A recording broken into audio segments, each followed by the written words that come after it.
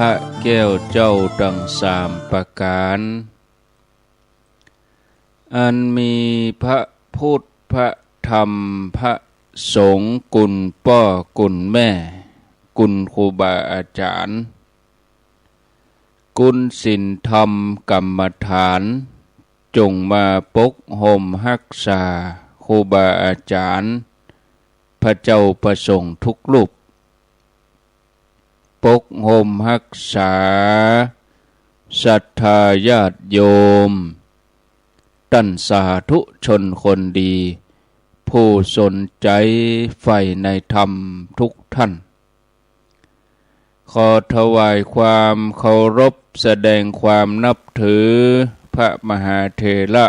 พระเถรานุเถระเจ้าคณะพระสังฆาธิการครูบาอาจารย์เจ้าที่เปิดวิทยุฟังอยู่ที่วัดที่ว่าเวลานี้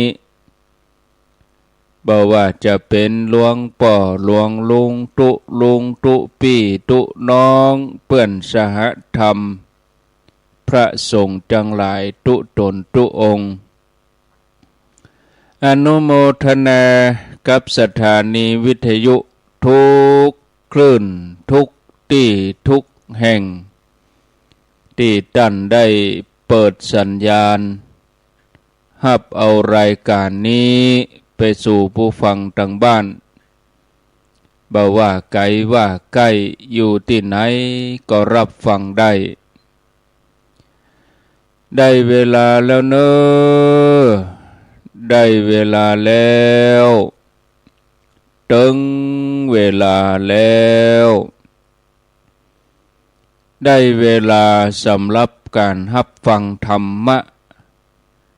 อันเป็นสาระประโยชน์ทางด้านพระพุทธศาสนา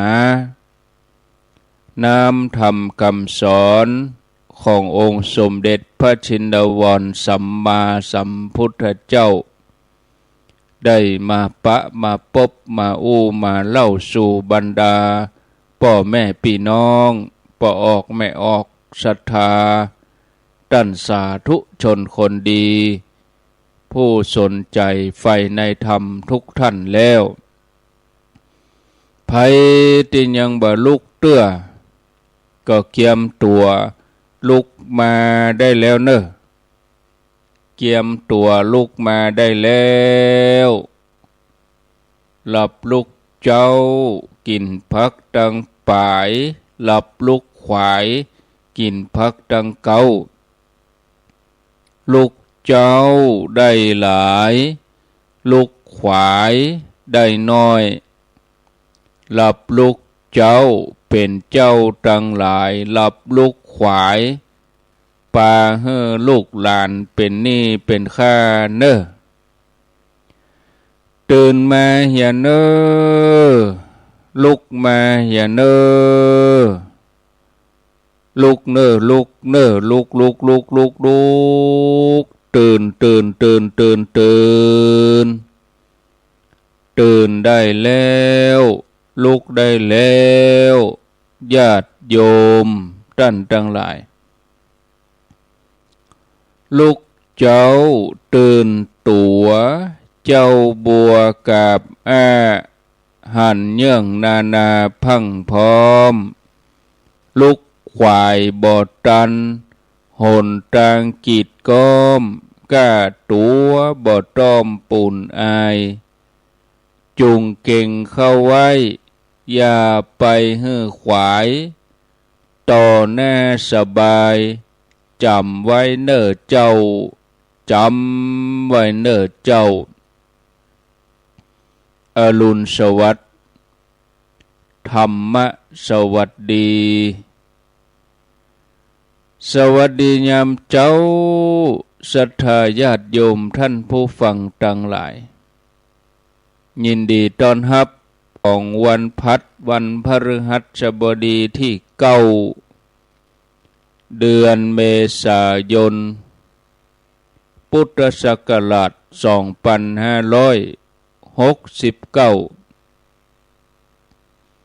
วันนี้เป็นวันเดือน7แรม7 ค่ำ เดือน7เหนือแฮม7ค่ำพร่ำว่าเป็นวันพฤหัสบดีมาปะกันในรายการเสียงธรรมแสงอรุณรายการเสียงธรรมแสงอรุณดำเนินรายการโดยอาตมภาพพระครูอภิวัฒนวิกรมวัดปากตังเจริญตำบลดอยหล่ออำเภอดอยหล่อจังหวัดเชียงใหม่เป็นผู้รับผิดชอบดำเนินรายการมาปะศรัทธาญาติโยมท่านทั้งหลายเป็นประจำในวันจันทร์วันพุธวันพฤหัสบดีภาคเจ้าเวลา5:00จนถึง6:00แต่ว่ามาเจ้านี่บ่ได้เข้ารายการเพราะว่ามีอาการเจ็บคอน้อยระคายเคืองอาจจะเป็นเพราะว่าใจเสียงต่อเนื่องหลายวันแล้วก็ได้โดนฝุ่นโดนหยังต้วยก็บ่ใช่ว่าบ่ปิดหน้ากากอนามัยอย่างนะญาติโยมก็ปิดอยู่แต่ว่าบางครั้งบางทีบางสถานที่มันก็เปิดต้องเปิดปิดนะอย่างเวลาสวดมนต์เนี่ยถ้าเฮาปิดหน้ากากนี่มันอิดนะญาติโยมหายใจบ่โล่งมันอึดอัดก็เปิดออกมาก็สูดอากาศเข้าไปก็ทำให้มีอาการเจ็บคอติดงานบรรยายพ่องงานขาวดำพ่องมันถึงสปะเอามาในรายการนี่เกินชั่วโมงพุ่นเอาศรัทธาญาติโยมฉะนั้นก็ตัดไปเรื่องศาสนกิจเรื่องภารกิจรายการเสียงธรรมแสงอรุณนี้ก็มีผู้รับผิดชอบอยู่หลายรูปหลายตนหลายองค์สลับสับเปลี่ยนกันตีจบไปแต่กี้3:00ถึง5:00ก็สเปเหระปกิณกะใกล้แจ้งโดยท่านชัยวัฒน์นาคเสโนหรือว่าตุลุงยองต่อจากนั้นก็เป็นอาตมาภาพจบรายการอาตมา6:00วันนี้วันพัดก็เป็นหลวงปู่ดอยพระครูปฏิภาณธรรมทินหลวงปู่ดอยท่านก็จะได้ดำเนินรายการต่อจากอาตมาวันพุธวันศุกร์ก็เป็นตุลุงแดงแล้วก็ท่านอาจารย์ไมตรีวันเสาร์ก็มีวันติดก็มีญาติโยมก็ได้ฟังอย่างที่หลากหลายสลับสับเปลี่ยนกันไปมาปะกันแล้วบ่ฮือได้ขาดแคลวเสียเวลาก่อนที่จะนำเสนอสาระธรรมะนั้นก็แจ้งข่าวสารงานบุญเฮียก่อนข่าวสารงานบุญถ้าบ่มาบอกมาแจ้งมากล่าวก็ญาติโยมก็จะลืมบางทีก็กระตุ้นเนาะงานจะมีแล้วก็ดีจะเกิดขึ้นแถมต่อไปตั้งหน้าก็มี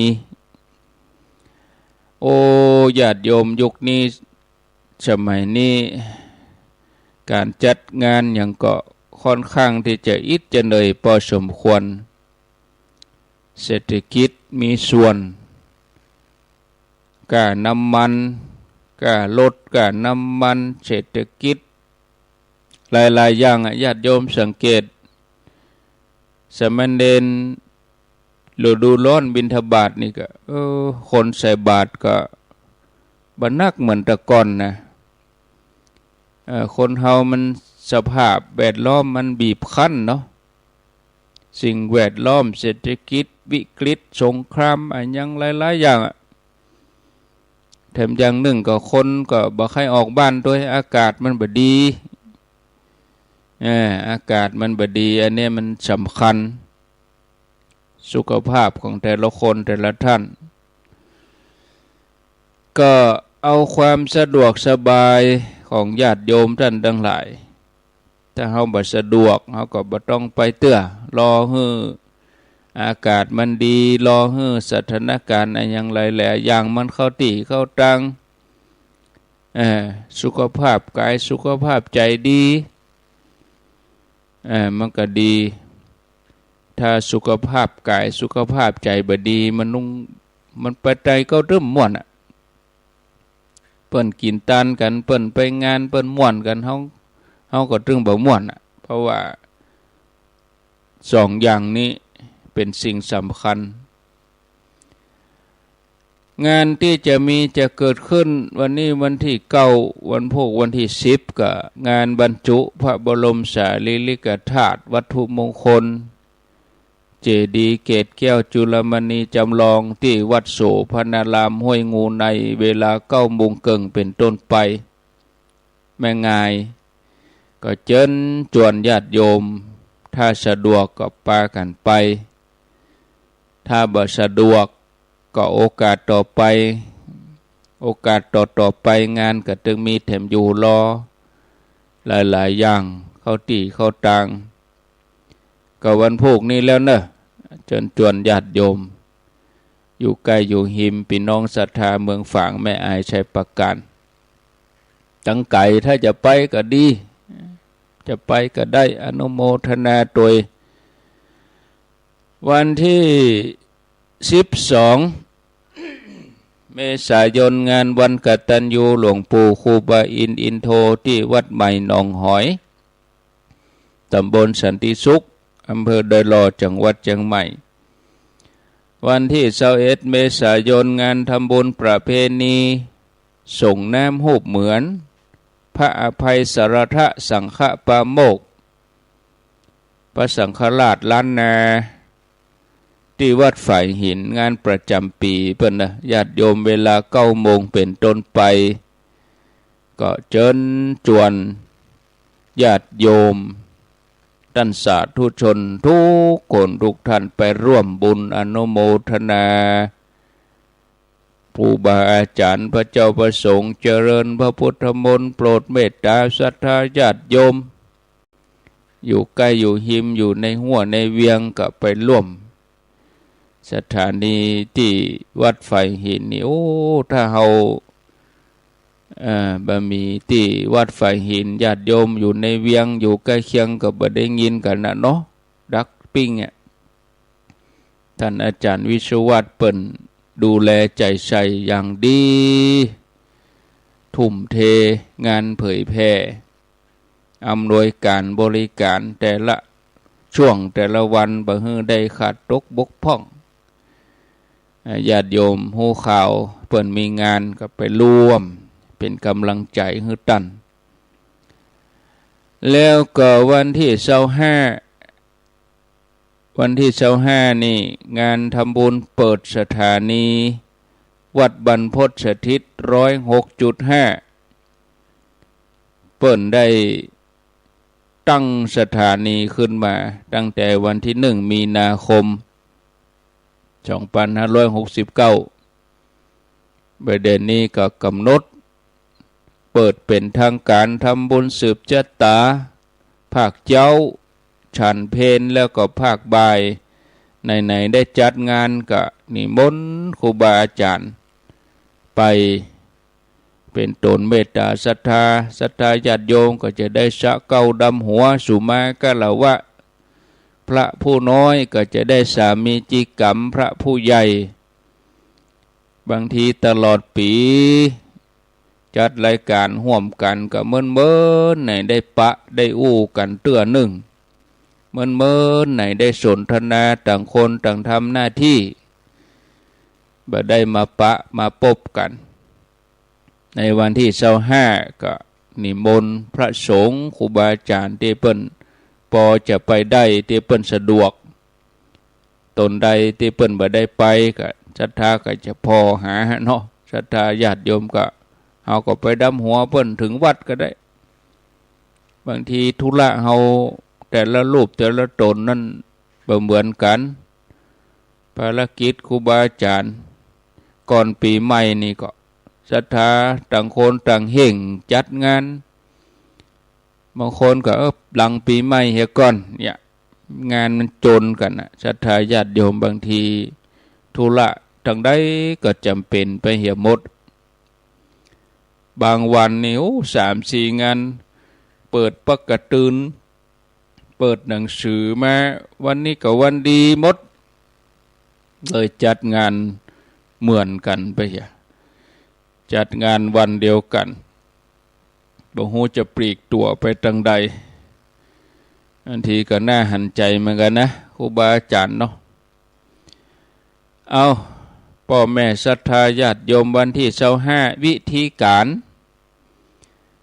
ครูบาอาจารย์กับเปิ้นก็ไปสืบจัตตาภาคเจ้าภาคบ่ายเขาก็เอาน้ำขมิ้นส้มปล่อยไปรวมกันเสร็จแล้วจะไปโต๊ะตักโหดมือฮือเอาใส่ฉลุงฮือเอาใส่ขันยื่นฮือเปิ้นจะเอามือจุ่มแล้วเอามาลูบหัวอันนี้คือสะเก้าดำหัวกันว่าคำว่าดำหัวนี่ก็คือสะผมนั่นน่ะคือการสะผมคนตะกอนว่าดำหัวอาบน้ำดำหัวอีกการดำหัวคือการได้สะผมสะเก้าดำหัวเป็นมติศรัทธาญาติโยมเขาก็ไปร่วมเปิดจะมีก๋วยมีชาไว้ฮื้อเขาก็เอาครัวไปใส่ก๋วยมีตะใดก็ใส่ไปตะอันมี5 ชิ้น10 ชิ้นตามแต่กำลังศรัทธาอย่าเขาใส่ก๋วยชาบาทนั่นเอาไปใส่หั่นใส่ฮื้อเต็มก็แล้วกันเนาะศรัทธาญาติโยมหมู่เฮาทั้งหลายที่ฟังรายการนี้เอาก็ไปห่วมเอาครัวไปใส่ส่วนปัจจัยถวายครูบาอาจารย์ที่ว่า 1,500 นี่ก็คือ 1,500 ต่อรูปแต่ศรัทธาเฮาบ่มีกำลังถึง1,500เฮาจะรับ100 เดียวก็ตามเจตนาของเฮามี100 200 300เฮาก็ไปปักรวมกันเนี่ยเฮาเคยทำคนที่เปิ้นบ่ได้ไปห่วมเปิ้นบ่เคยไปห่วมบ่ก็กึดบ่ออกที่เฮาทำกันก่อนนั้นเฮาก็แต่ละคนไผเอาปัจจัยไปก็ปักยอดไปคนเดียวถึงเวลาเปิ้นห้องจื้อเฮาก็เตียวเอาไปปักเนี่ยเอาปัจจัยใส่ไม้หีบหนีบไว้กำไว้หั่นถึงเวลาเปิ้นห้องจื้อก็เตียวไปปักไผมี100ก็ปัก100ไผมี10ปัก10 20 50 300 500เอาไปปักให้ได้ตนละ1,500อย่ามันเป็นอย่างอี้บางท่านว่าคนละ1,500กำลังเฮาบ่มีแน่มันบ่ถึงบ่ถึงก็ไปเป็นหยังเอาก็ไปร่วมบุญกับต้นแน่หมู่บุญก็ได้บ่มีก็ยกมือ10 นิ้วคะแนนไปร่วมงานให้ได้หันได้พอให้ได้อนุโมทนาบุญตัวปีหนึ่งโดครูบาอาจารย์เปิ้นสละเวลานั่งจัดรายการให้หมู่เฮาได้ฟังบ่ได้ยินหมู่เฮาก็ถามหาเดือดร้อนตนนั้นมีไหนตนนั้นยังบ่จัดรายการอย่ามาเงียบไปถึงกาลเวลาปีหนึ่งบางทีเฮาได้ประมาทพลาดพลั้งโดยกายกรรมวจีกรรมมโนกรรมตั้งใจก็ดีบ่ตั้งใจก็ดีได้ประมาทพลาดพลั้งได้เผลอไปตำหนิติเตียนพระสังฆเจ้าตำหนิตนนั้นตนนั้นจัดรายการบ่ม่วนตนนี้จัดรายการบ่ดีมันจึงมีหรอกจะมี เอาภาพรวมเขาก็ไปสู่มากันละวะกันสบายอกสบายใจโล่งเนาะวันที่25เนอะศรัทธาญาติโยมเกี่ยมน้ำขมิ้นชมปล่อยไปตัวเกี่ยมครัวไปตัว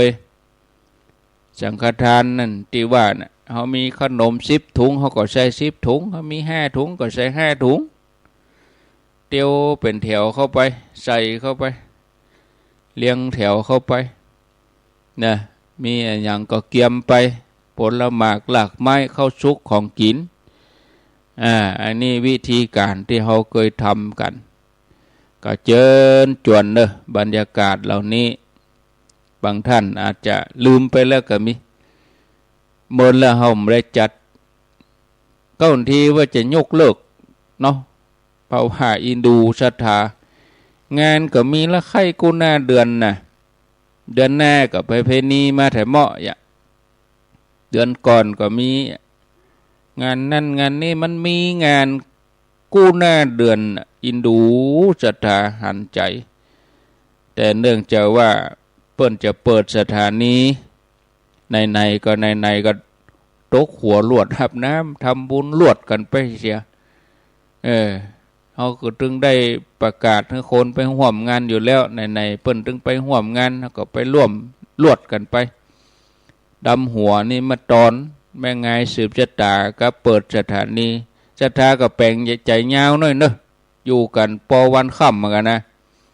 แปลงใจยาวเห็นหน่อยแม่งไงสืบชะตาทำบุญเปิดสถานี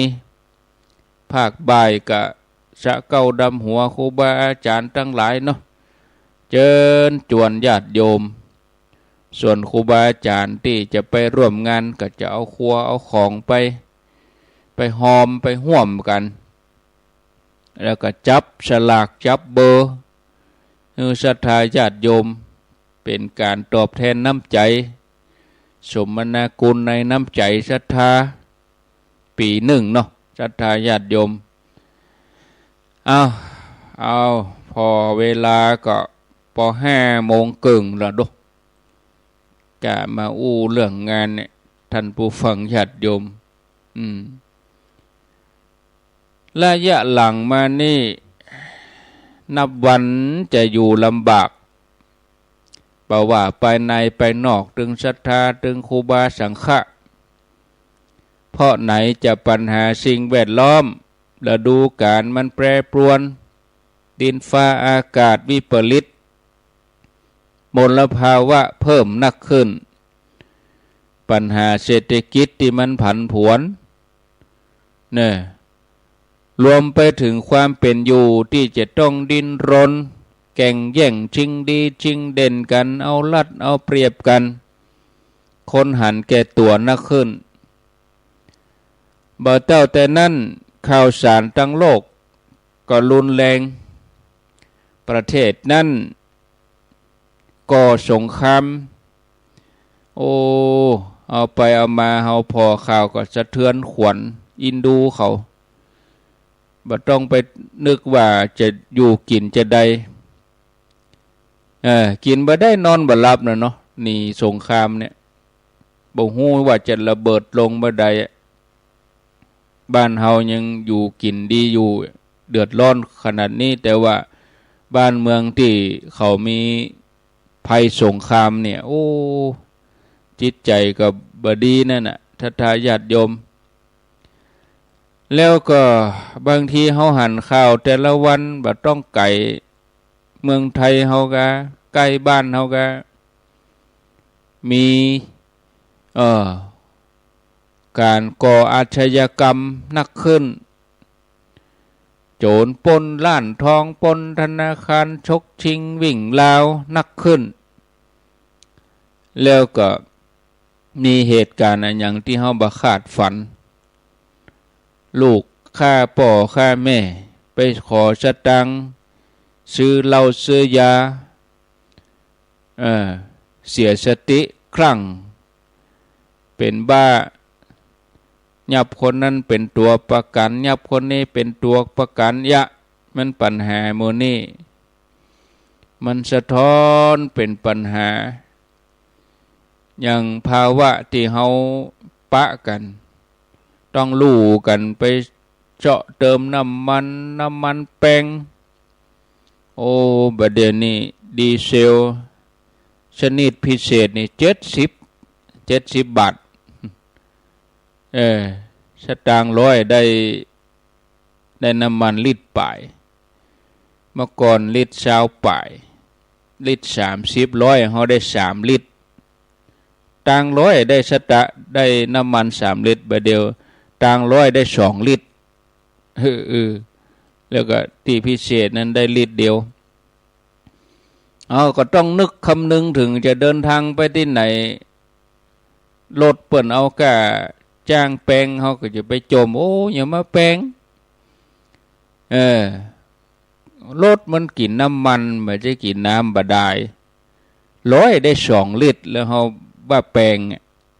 มันก็เฮาก็ต้องเข้าใจตัวเองสัตตา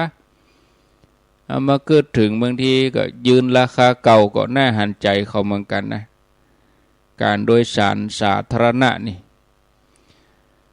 โอ้ศรัทธาญาติโยมบอกว่าสิ่งแวดล้อมบอกว่าเศรษฐกิจมันส่งผลถึงจิตใจส่งผลถึงความคิดมุมมองคนเฮาก็เปลี่ยนพฤติกรรมไปโดยเนี่ยมันเป็นปัญหาบางทีเฮามาพอเป็นปัญหาศีลธรรมความบ่มีศีลบ่มีธรรมแต่ละคนมันสะท้อนออกมาเกิดปัญหาหลายอย่างปัญหาเอารัดเอาเปรียบคดโกงคอร์รัปชันปัญหาความรุนแรงถึงขั้นที่จะมาทำร้ายกันได้รับบาดเจ็บสาหัสถึงขั้นเสียชีวิตไปก็มีบอกว่าจะเป็นเหตุการณ์ในชีวิตประจำวันที่เราได้หู้ตามข่าวอาชญากรรมก่อการไล่สงครามอันนี้ล้วนแต่เป็นปัญหาสะท้อนถึงศีลธรรมทั้งนั้นแหละโดยเฉพาะปัญหาที่มันสร้างความตื่นตระหนกคือความรุนแรงเราได้ยินได้พอข่าวต่างประเทศแต่ว่าก็เปิ้นออกข่าว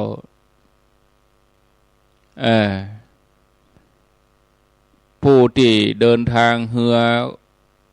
ของคนไทยโดนปืนถล่ม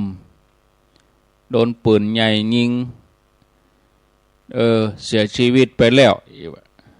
เรือที่บรรทุกสินค้าปะไปตะวันออกกลางปุ่นที่เปิ้นมีสงครามกันเนี่ยศรัทธาญาติโยมก็เฮาก็หวังใจทุกคนก็อยากได้สันติภาพใครฮือโลกปิกมาอยู่ในความสงบเพราะเช่นใดที่มีสงครามบ้านเมืองมันก็เดือดร้อนเกิดสงครามไปทุกคนทุกแห่งบ้านเมืองมีการต่อสู้กันก็จะขนอาวุธให้ออกมาทำร้ายกันต่างคนก็ต่างมีอาวุธนิวเคลียร์ถ้าถึงขั้นนั้นก็ผู้คนจะล้มหายตายจากกันบ่ต้องนับหลักร้อยนะหลักหมื่นหลักแสนคนนะท่านผู้ฟังญาติโยมเนี่ยถึงหมดถึงมวลนี่มันเป็นปัญหาสะท้อนในด้านศีลธรรมเรื่องของความบาปอมีแล้วก็อยากได้แถมสมัยโบราณนี่มันเป็นยุคล่าอาณานิคมไปฮบกันเอาดินแดนบ่เดียวไปฮบกันเอาเรื่องเศรษฐกิจเรื่องทรัพยากรเนี่ยถ้าเฮาจะพอปัญหาโมนี่เฮาก็ต้องย้อนปิกมาเนี่ยจะใดถึงจะให้เกิดสันติภาพให้โลกเกิดสันติสุขโลกเกิดความสงบ ท่านผู้ฟังญาติโยมทั้งหลายปัญหาทั้งหลายที่ว่ามานี่รวมกันแล้วเนี่ยมาจากความโลภความโกรธความหลงความอิจฉาริษยาความอยากได้อยากมีบอกว่าจะมีสาเหตุมาจากอันอย่างอ่ะเนาะคนเฮาถ้าบ่มีความโกรธเนี่ยบ่มีความเครียดความหลงบ่มีความอิจฉาริษยาก็จะมาจับอาวุธมาฆ่าฟันทำร้ายกันเนี่ยอย่างมันเป็นไปบ่ได้คนเฮาก็เสียชีวิตไปตามวัยบางทีเสียชีวิตไปเพราะความประมาทในชีวิตตัวเองเนี่ยแต่ที่มีตึงวันนี่มันด้วยความโลภความโกรธความหลงมันก็ทวีความรุนแรงขึ้นมามันก่อเกิดจากใจมาก่อนในมุมมองของพระพุทธศาสนาความโกรธความโทสะเนี่ยมาจากหากเก้าเงามันสามอย่างหลวงพ่อพระครูสุจิตานุรักษ์หลวงพ่อเปิ้นเทศธรรม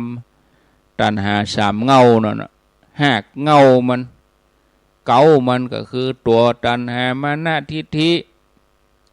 โลภะโทสะโมหะเนี่ยตัณหาความอยากได้อยากมีก็คือความโลภนั่นเนาะเมื่อมันเกิดขึ้นแล้วบ่ได้อย่างที่ตั้งใจอยากก็เกิดความพอใจความบ่พอใจนั่นก็นำไปสู่ความโกรธ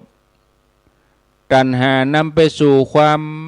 แย่งชิงเอารัดเอาเปรียบคดโกงกันแกล้ง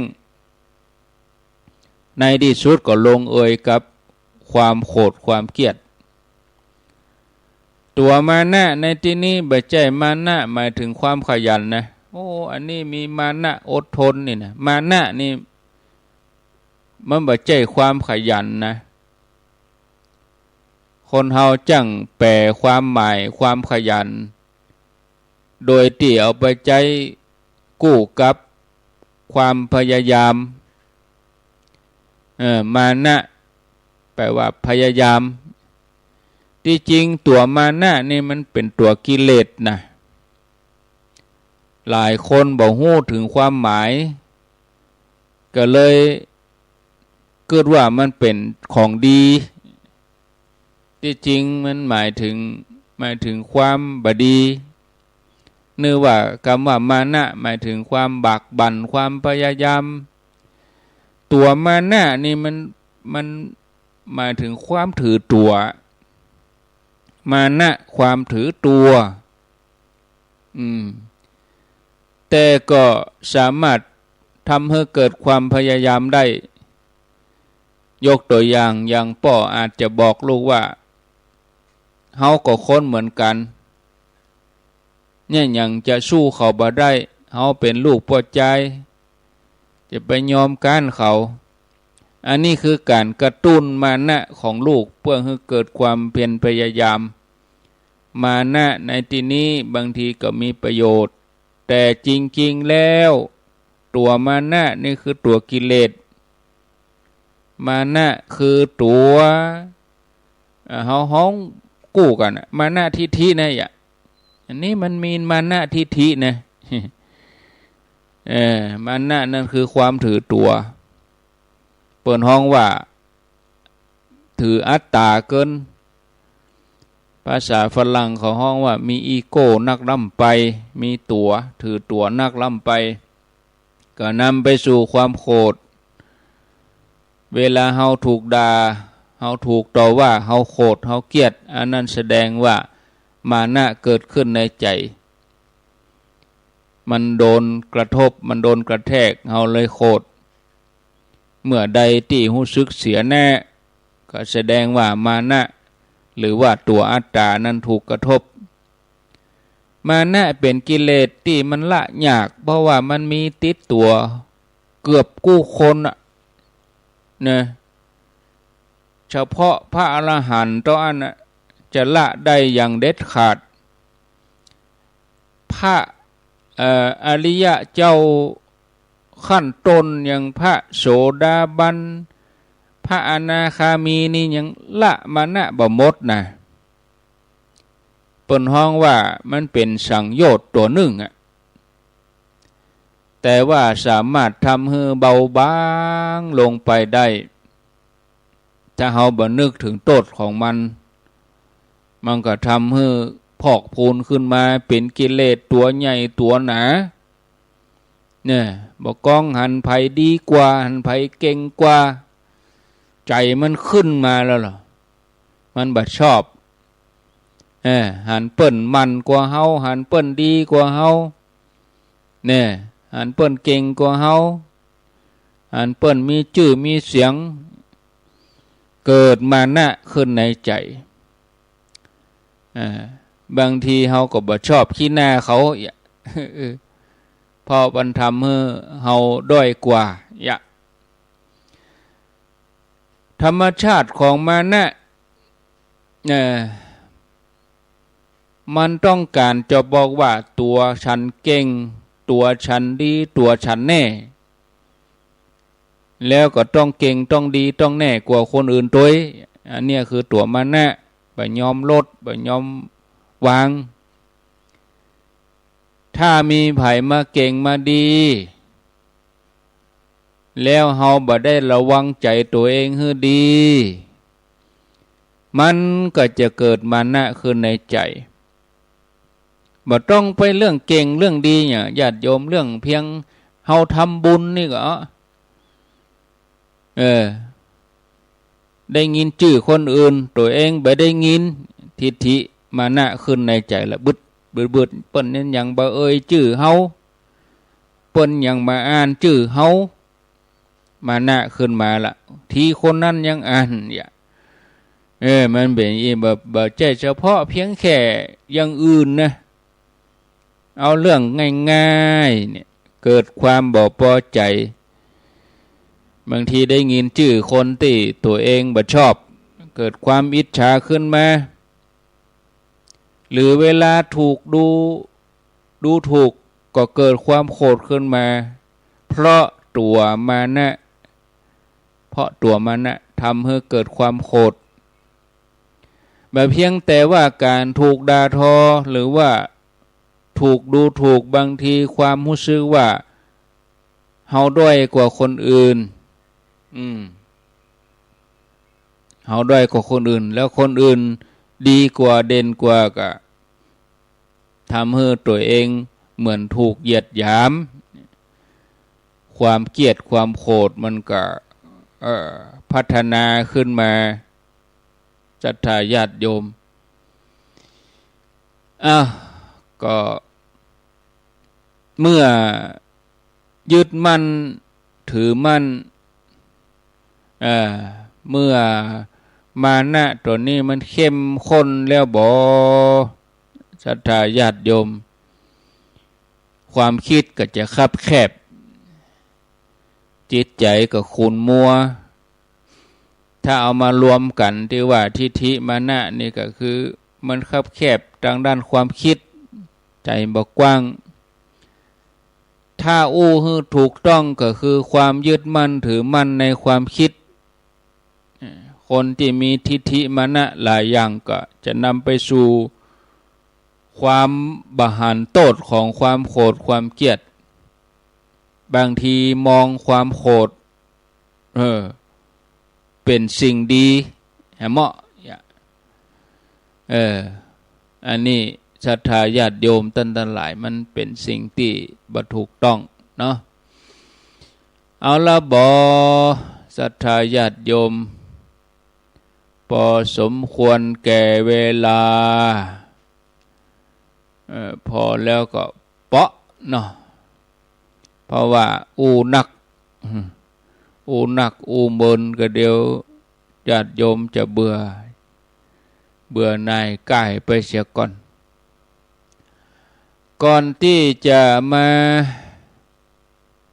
จะ ก่อนที่จะมาบอกกล่าวในเรื่องต่อไปก็มาอู้ถึงงานที่จะเกิดในวันที่25เปิ้นสืบชะตาการสืบชะตานี่ที่มาก็คือเอาอายุวัฒนกุมารเด็กน้อยรอดตายเพราะว่าไปต่ออายุสมัยพุทธกาลนี่บ่มีการสวดพระปริตการต่ออายุหรือว่าสวดพระปริตก็นักปราชญ์บัณฑิตเปิ้นพิจารณาจะได้เราก็ลองมาฟังเรื่องนี้มาประกอบนี่ท่านผู้ฟังญาติโยมดาบทสองตนเป็นเพื่อนกันก็ปฏิบัติเคร่งครัดอยู่ในป่าดาบทตนหนึ่งเกิดว่าคืนอยู่ที่นี่จนตายคงจะบ่มีลูกได้สืบตระกูลวงตระกูลก็จะต้องขาดสูญไปเกิดได้อย่างอันก็เลยลาศีลถ้าเป็นพระเป็นเณรก็คือลาสิกขาออกจากดาบทไปเป็นฆราวาสครองเรือนไปแต่งงานกับหญิงสาวที่เหมาะสมก่อร่างสร้างตัวกันสร้างฐานะจนมั่นคงก็มีงัวอยู่100 ตัวโอ้งัว100 ตัวนี่ถือว่าคนมีฐานะหรอกบะเมินบะนานก็ได้ลูกเบาหน้าฮักหน้าจังมาคนหนึ่งพอดีได้ข่าวว่าดาบทอันเป็นสหายเก่าของตนอาศัยอยู่ใกล้ๆหมู่บ้านนี้ก็จะพาลูกพาภรรยาไปไหว้ดาบทเปื้อนกันขณะที่ผู้เป็นพ่อกำลังไหว้ดาบทคนนี้ก็อวยพรว่าขอให้มีอายุมั่นขวัญยืนเน้อขณะที่แม่ประกาศไปไหว้ดาบทคนนี้ก็อวยพรว่าให้มีอายุมั่นขวัญยืนเน้อแต่ถึงตาลูกไปไหว้ดาบทตนนี้ก็นั่งนิ่งผู้เป็นพ่อก็สงสัยก็ถามสหายเก่าว่าโอ้เจ้าโมตัดที่เฮาเจ้าโมก็บอกว่าเฮามีอายุมั่นยืนยาวตัดภรรยาก็ว่าเฮามีอายุมั่นยืนยาวมาตัดลูกนี่เนี่ยอย่างบ่อวยพรให้ลูกเฮาดาบทผู้เป็นเพื่อนนั่นก็บอกว่าละอ่อนคนนี้อายุจะบ่ยืนเฮาก็เลยบ่อวยพรเขาผู้เป็นพ่อก็กังวลใจก็ถามว่ามีตังช่วยอย่างใดพ่องดาบทก็บอกว่าเฮาก็บ่ฮู้วิธีแก้แต่ฮู้เพียงแต่ว่าละอ่อนคนเนี้ยอายุจะบ่ยืนดาบทก็บ่ฮู้จะบอกจะใดผู้เป็นพ่อก็กังวลใจก็ถามว่าแล้วมีไผฮู้พ่องดาบทก็ถึงพระพุทธเจ้าบอกว่าสมณะโคดมคงจะฮู้เพราะว่าเกียรติคุณชื่อเสียงเปิ้นก้องขจรกระจายไปแม้ฤาษีชีภัยนักบวชต่างศาสนาก็ฮู้ดีผู้เป็นพ่อก็ว่าแต่เฮาบ่ได้นับถือศาสนาของสมณะโคดมนะกลัวว่าการบำเพ็ญของเฮานะมันจะเสื่อมไปดาบทผู้เป็นเพื่อนก็บอกว่าถ้าฮักลูกบ่อยากให้ลูกตายก็กึดเอาคนเดียวเถอะตึงตัวเขากับภรรยาก็ตัดสินใจอุ้มลูกน้อยไปเข้าเฝ้าพระพุทธเจ้าขณะที่เขากับภรรยาไหว้พระพุทธเจ้าก็ได้ปอนจากพระพุทธเจ้าว่าขอให้มีอายุมั่นขวัญยืนแต่เมื่อถึงคราวลูกน้อยพระองค์กับ นิ่งก็เหมือนเดียวกันคำตอบก็เหมือนเดียวกันกับดาบสอันเป็นสหายเก่าตัวเขาก็เลยกราบทูลถามพระพุทธเจ้าพระองค์ก็ตรัสบอกว่าเด็กน้อยนี่จะมีอายุเพียงแค่7 วันหลังจากวันนี้ไปแล้วปอใจผู้นี้ก็ถามพระเจ้าว่าแล้วจะมีทางหลอดก็หาพระองค์ก็ตรัสว่าถ้าท่านฮือสาวกเฮาทั้งหลายสวดพระปริต7 วัน 7 คืนแป่งประลำแป่งตังไว้เอาใส่ศีลมาเขิงรอบเอาละอ่อนน้อยนี่เอานั่งไว้กลางหั่นนิมนต์ส่งสาวกมาสวดพระปริต7 วัน 7 คืนวิธีนี้ทำให้เด็กน้อยนี่รอดชีวิตนี่เขาก็ปิกบ้านกะเกียมประลำพิธีตั้งโต๊ะตั้งแป้งได้ใช้ชิ้นอย่างที่พระพุทธเจ้าบอกแล้วก็เอาลูกมาไว้กลางหันนิมนต์พระสงฆ์สวดติดต่อกัน6 วัน 6 คืนในคืนที่7พระองค์เสด็จไปเลยพระพุทธเจ้าเสด็จไปตามตำราเด็กน้อยนี่จะมีอายุเพียง7 วันเท่านั้นเพราะอย่างเพราะมียักษ์ตนหนึ่งที่หับใจท้าวเวสสุวรรณท้าวเวสสุวรรณนี่เป็นหัวหน้ายักษ์ดูยักษ์ตนนี้ดูแลท้าวเวสสุวรรณมาเป็นเวลา12 ปีท้าวเวสสุวรรณก็พอใจก็เลยฮื้อปอนว่าภายใน7 วันเนี่ยอนุญาตให้จะยับกินละอ่อนคนหนึ่งก็เดอะได้เจิญอยู่บริการดูแลบอกกองได้รับอนุญาตว่าภายใน7 วันนี่ให้ไปกินละอ่อนได้บังเอิญละอ่อนคนนี้ก็เกิดในวันที่ยักษ์นั้นได้รับปอนพอดีก็เลยจ้องกินละอ่อนคนนี้แต่เมื่อพ่อแม่ได้จัดสรรพิธียักษ์ตัวนี้ก็บ่มีโอกาสไปยับละอ่อนมารอจังว่าอยู่หั่นรอให้พิธีแล้วละอ่อนนั่นก็อยู่ในวงได้ใส่ศีลบ่ฮู้จะไปยับมากินได้จะได้บ่กองพระองค์เสด็จมาเหล่าเทวดาผู้มีศักย์ใหญ่ปากันมาเต็มพิธียักษ์ก็เข้าบ่ได้ก็ถอยออกไปเนี่ยยักษ์ตนที่อู้ถึงนี่ก็ต้องถอยไปเพราะมี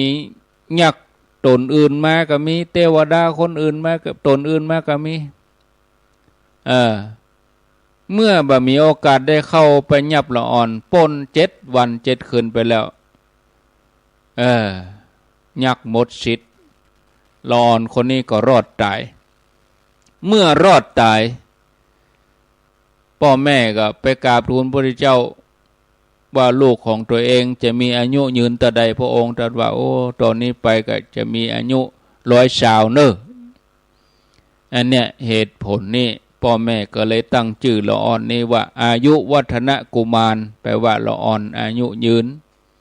ก็มีอายุยืนแต่ศรัทธาญาติโยม100 ชาวก่อนนะนี่ท่านผู้ฟังมีแหมเรื่องหนึ่งเอามาเล่าประกอบที่เรื่องสืบชะตาที่ละอ่อนไปช่วยป่าไว้โอกาสต่อไปหรือจะฟังหลวงปู่ดอยต่ออาตมานี่ก็ได้บัดแน่หลวงปู่อาจจะมีเรื่องสอดคล้องกันนี่ก็ได้อันนี้ก็มาถึง